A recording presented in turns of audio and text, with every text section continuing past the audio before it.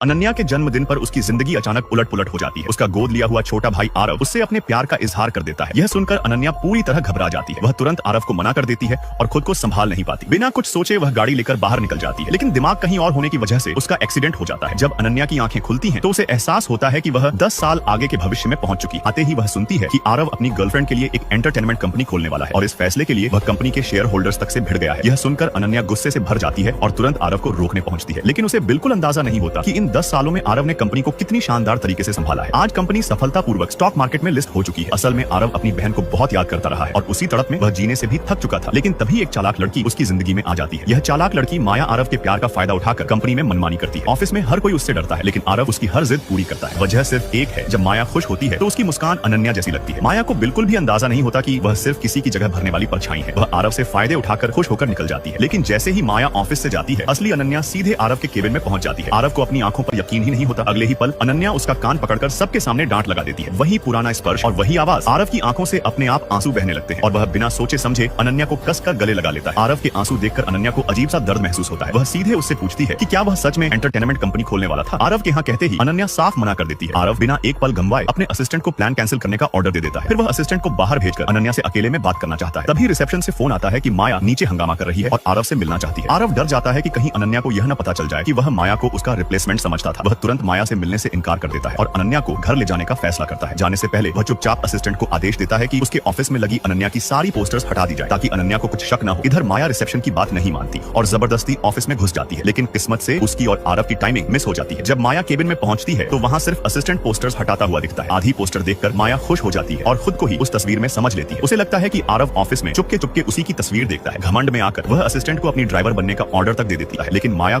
को पूरा मामला गड़बड़ लगने लगता है। वह तुरंत एक प्राइवेट डिटेक्टिव को फोन करके अनन्या की जांच करवाने लगती है। इधर अनन्या आरव से पूछती है कि उसे माया जैसी लड़की से प्यार कैसे हो सकता है और साफ कह देती है कि माया उसके लायक नहीं है। तभी आरव मौका देखकर अपने दिल की बात कह देता है कि कुछ लोग जानते हैं कि रिश्ता गलत है, फिर भी दिल को रोक नहीं पाते। अनन्या समझ बैठती है कि आरव माया के प्यार में पूरी तरह डूब चुका है और वह वादा कर लेती है कि आगे से वह उसकी लव लाइफ में दखल नहीं देगी। आरव मायूस होकर अनन्या को एक ब्रेसलेट गिफ्ट करता है अपने दिल का इशारा समझाने के लिए, लेकिन अनन्या कुछ भी नहीं समझ पाती। उधर माया लगातार आरव को मैसेज कर रही होती है, लेकिन एक भी रिप्लाई नहीं मिलता। तभी प्राइवेट डिटेक्टिव उसकी भेजी हुई तस्वीरें आ जाती हैं। तस्वीरों में आरव एक नई सेक्रेटरी के साथ बहुत करीब नजर आता है। माया गुस्से से पागल हो जाती है और सीधे ऑफिस पहुंचकर अनन्या पर इल्जाम लगा देती है कि वही उसके आदमी को फंसा रही है और उसी ने उससे महंगा ब्रेसलेट लिया है। अनन्या शांत होकर बताती है कि वह आरव की बहन है, लेकिन माया एक शब्द भी नहीं मानती। उसके हिसाब से न उम्र मिलती है न सरनेम। अपनी अहमियत दिखाने के लिए माया रिमोट उठाकर आरव की सीक्रेट पोस्टर स्क्रीन पर चला देती है, लेकिन जैसे ही पोस्टर पूरा सामने आता है, वहाँ अनन्या की तस्वीर देखकर माया के पैरों तले जमीन खिसक जाती है, क्योंकि कुछ लोग ऐसे होते हैं जिन्हें आप जानते हैं कि वे आपके लिए सही नहीं है, फिर भी दिल उन्हें चाहना बंद नहीं करता।